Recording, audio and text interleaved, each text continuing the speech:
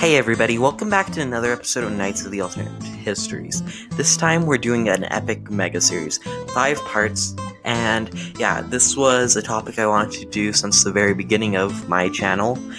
And yeah, I hope this works out and you guys end up liking it. What if the Confederates won the American Civil War? Now this is part 1 of part 5, and there will be going into detail, but we're gonna have to go over a lot of parts, such as the Civil War. Instead of doing an epic map and dedicating 2 parts of this series, we're going to be focusing on the alternate history, not how this won. So how would the Confederates actually win? Well, they would actually win by following up their success at the Battle of Bull Run and capturing Washington, D.C. and Boston and other northern major cities, just swooping through and taking it out, destroying morale and hurting everything. So 1861, and the map ends up looking like this, with the Confederates only taking their loyal territories and Maryland and West Virginia as they wanted them, and they had Southern sympathizers, so why not just take them, and completing Arizona and New Mexico, which was already laid out, even though only the southern parts rebelled. This would lead to a pseudo hate-love relationship with the European powers. The European powers, though, happy to get cotton, would support the independence of the South. But they wouldn't want slavery, so eventually that would have to change, and the Confederates, not wanting to lose their main crop and wanting to get money, would have to go out. But this would overall fail. They would have to look for a new plant to produce, and maybe to not a state exactly, but territories. So the Confederates would see the Caribbean as an opportunity. Much as in the Golden Circle Plan, they would see this as a way to get tobacco and more cash crops, and by not putting them into state, they could still have the slave labor and still trade with their European investors, and they couldn't get rid of them, which would be pretty great for the Confederates, but horrible for a bunch of other people. They would start by invading their semi-experienced army down through Cuba. This would be maybe 2 years after the American Civil War, so this army would still be kind of rough, but overall experienced. They would establish 3 beachheads on Cuba and try and push down, much as in our Mexican-American War, or Spanish-American War, sorry. They would start fighting harder, even though this would fail more and more.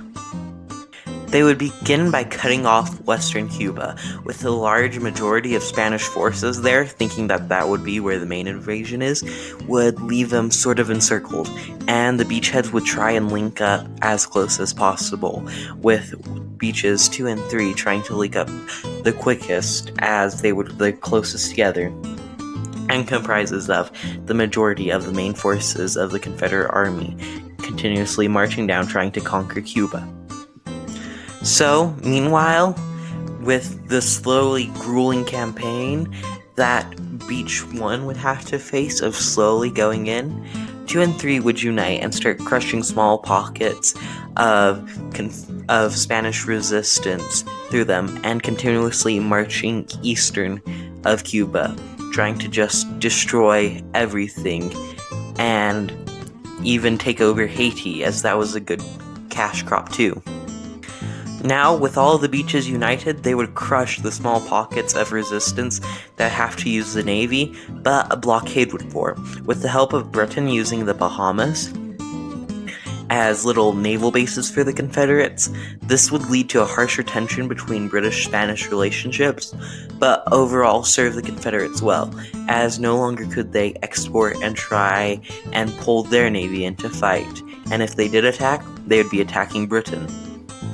A 4th beachhead would be established to try and cut off the rest of the Spanish army and crush them, circling them in closer and closer. Meanwhile, the main Spanish force would continuously march east down, preparing to invade Haiti once they get there.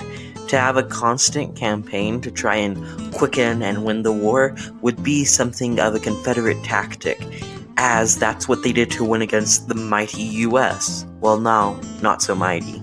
Now having to quickly move their different resources, they would start losing even more land on the Eastern Territory and overall divide their forces, wanting to try and make a stand in Haiti, even though Haiti didn't really want the Spanish troops there, but would have to accept it because they couldn't stand up against this mighty Confederate states on their own, would start moving the troops, leaving only small pockets of resistance left to fight for themselves, usually native Cubans.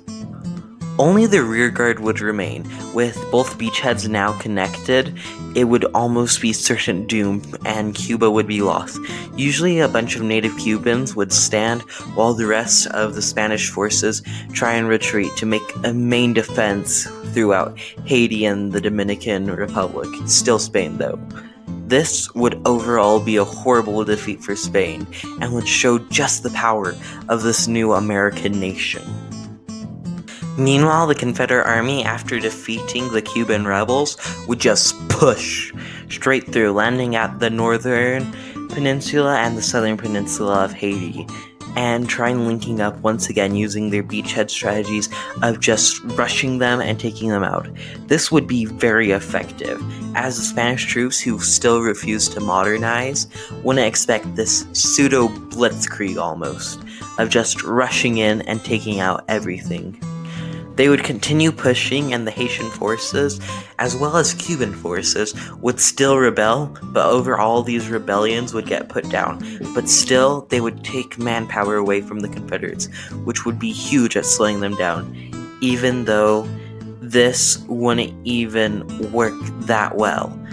Because if they're losing troops still, they're still crushing the rebellions, because they would be more ruthless than they were to the Reign Army. Soon, Haiti would fall and once again be under colonial rule. Meanwhile, the Dominican Republic, or Santo Domingo, would start falling faster.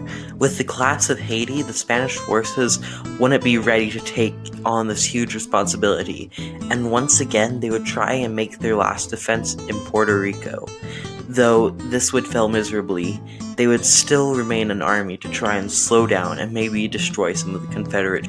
With more firepower and even more Confederates signing up for this glorious war, they'd become war-hardened and would become an even more effective fighting force than they were in our timeline.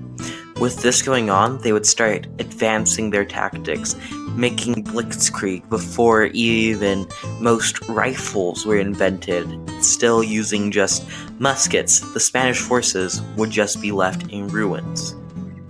This, however, new Confederate force would also have to face guerrilla warfare, which would be Spain's only option, but still being the proper fighting force they were, would refuse to do this, and would just get slaughtered after battle, not winning anything but losing all. This would be a horrible defeat and an embarrassment for Spain, being probably pretty much the last colonial power kicked out.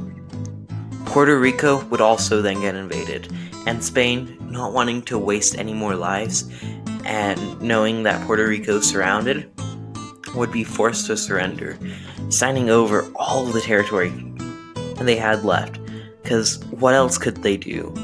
Try and do another fighting force with the British on their side now? So, once they surrendered, that would be it, and Spain would get kicked out of America forever. So, we're gonna leave off with this map. With the Confederate States trying to form their golden circle, the US might wanting to adopt a more radical position than they did in our timeline, but the Confederates, not wanting to have an open wound, would try and make amends with the US, sending diplomats, but the US would refuse them, harshening relationships even more. Well, thank you guys so much for watching. I hope you did enjoy this video. Make sure to like and subscribe. Yeah, I hope you do stick around for the mega series. Usually even my 3-parters do well, so I hope a 5-parter might excite you guys. Yeah, don't really know what to say. Channel's been growing recently, which that's pretty good. Have a few ideas in the pipework.